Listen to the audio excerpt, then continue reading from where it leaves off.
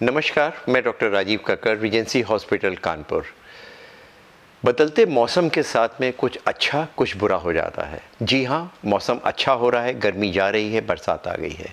बरसात तो आ गई है, लेकिन कुछ वायुमंडल के परिवर्तन के साथ में कुछ बीमारियाँ, हेल्थ के कुछ इश्यूज़ भी ज़्यादा हो जाते हैं। जब मौसम बदलता है तो कुछ एलर्जी आ जाती है। बदलते हुए मौसम के साथ में टेम्परेचर कम होने से, बरसात होने से पानी का रिसाव, पानी भरना और कुछ कीड़े, कुछ इंसेक्ट्स ज़्यादा वातावरण में आ जाते हैं। पेट की प्रॉब्लम, स्किन की प्रॉब्लम, एलर्जी की प्रॉब्लम, कुछ न कुछ बीमारियां हमारे साथ आ जाती हैं। जी हाँ, हमें उन बीमारियों को होने से पहले रोकना है, उसका प्रभाव अपने हेल्थ के ऊपर नहीं पड़ना है।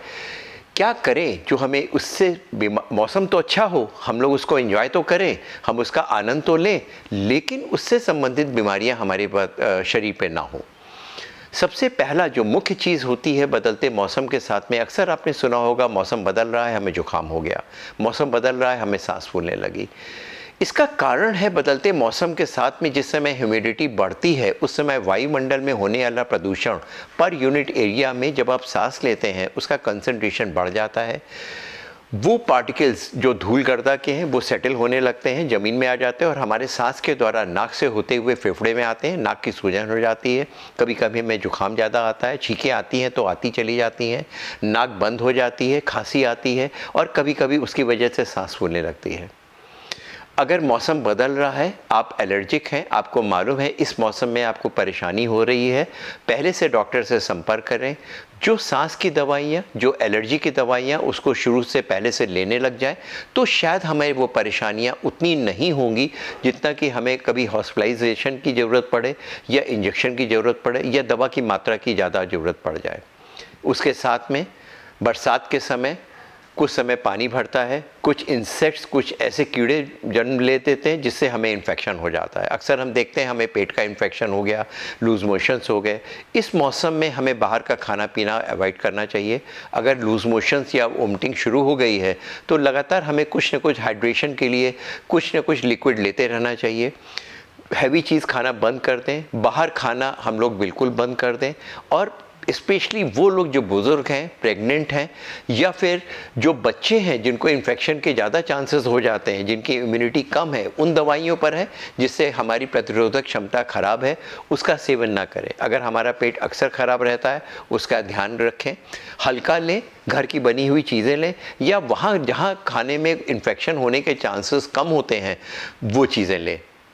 हमें अपने पेट का, हमें अपने उल्टी का और पेट के इन्फेक्शन को अवॉइड करना होता है। उसके साथ में कुछ उस समय कुछ हमें इन्फेक्शंस हो जाते हैं, जैसे डेंगू है, मलेरिया है, ये इन्फेक्शन भी बहुत बढ़ जाते हैं। इनका मेन कारण जो होता है वो पानी का जमाव, घर के आसपास हमें पानी न जमा होने दें, उसमें कुछ ऐसी चीज़ें, इंसेक्टिसाइड्स डाल दें जिससे वहाँ पे जो कीड़े हैं वो मर जाए। आपका जो कूलर होता है, उसकी जो टंकी होती है, उसको जो जमा हुआ पानी होता है, कुछ ऐसे घड़े या टूटे हुए बर्तन जो छतों में या सड़क के किनारे या आपके घर के बाहर पड़े हुए हैं, उसके पानी जम जाता है, उसमें जो कीड़े आ जाते हैं, जो इन्फेक्शन होता है, वो उसका मुख्य कारण होता है आपको इस तरह के इन्फेक्शन होने का। उनको जमने ना दें, पानी को रुकना ना दें। अगर आजकल कूलर की ज़रूरत नहीं है, उसके टंकी को साफ़ रखें, उसमें मिट्टी का तेल या कुछ इस तरह डाल दें जो लार्वा जन्म ले रहा है वो वहीं पे ख़त्म हो जाए, उन कीड़ों को पैदा ही ना होने दें जो आपको इन्फेक्शन कर देते हैं। अगर आपके घर पे इन्फेक्शन है तो रात के मच्छरदानी का प्रयोग करें, मॉस्किटो रिपेलेंट अगर इस्तेमाल कर सकते हो तो करें, लेकिन ये ध्यान रखें अगर आपको एलर्जी है तो वो मॉस्किटो रिपेलेंट जो आपके मच्छर को तो भगा रहा है, जो आपके मच्छरों को मार तो रहा है, लेकिन आपका सांस का अटैक या जुकाम का अटैक भी पैदा कर रहा है। अगर आपके बच्चे छोटे हैं तो कमरे में मॉस्किटो रात भर खिड़की बंद करके, एसी ऑन करके मॉस्किटो रिपेलेंट का इस्तेमाल बिल्कुल ना करें। वो चीज़ें ना जलाएं जिससे फ्यूम्स हों, वो चीज़ें ना जलाएं जो आपकी केमिकल्स रूम में हो जिसकी वजह से सांस का अटैक पड़े। हमें मच्छरों को तो मारना है, लेकिन और भी चीज़ों का हमें ध्यान रखना है। जी हाँ, अगर हम अपने घर के आसपास सफाई रखेंगे, अगर घर के आसपास हम इस बात का ध्यान रखेंगे कि कोई इन्फेक्शन ना फैले, तो शायद होने वाली बीमारियों को हम कंट्रोल कर सकें। इसके साथ में हमें पसीना होता है, हमें स्किन के इन्फेक्शन होते हैं, हमें अक्सर खुजली हो जाती है। फंगल इन्फेक्शन इस सीज़न में बहुत कॉमन है। देखें, अगर हमारा बदन गीला हो गया है तो तुरंत हम उसको सुखा करके कपड़े बदल लें। मोजे गीले हो गए उनको आप चेंज कर लें, जूते बदल लें। कोई भी लेदर का जूता जो गीला है उसको ना पहने। गीले कपड़े, अंडरगारमेंट्स का इस्तेमाल ना करें। अगर खुजली हो गई है या कोई इचिंग हो रही है बॉडी में, एंटी एलर्जी का इस्तेमाल करें। फंगल इन्फेक्शन हो गया है तो एंटी फंगल दवाई लें और डॉक्टर की सलाह लें। डॉक्टर से संपर्क करें, कितने दिन कौन सी दवाई चलनी है उसका इस्तेमाल करें।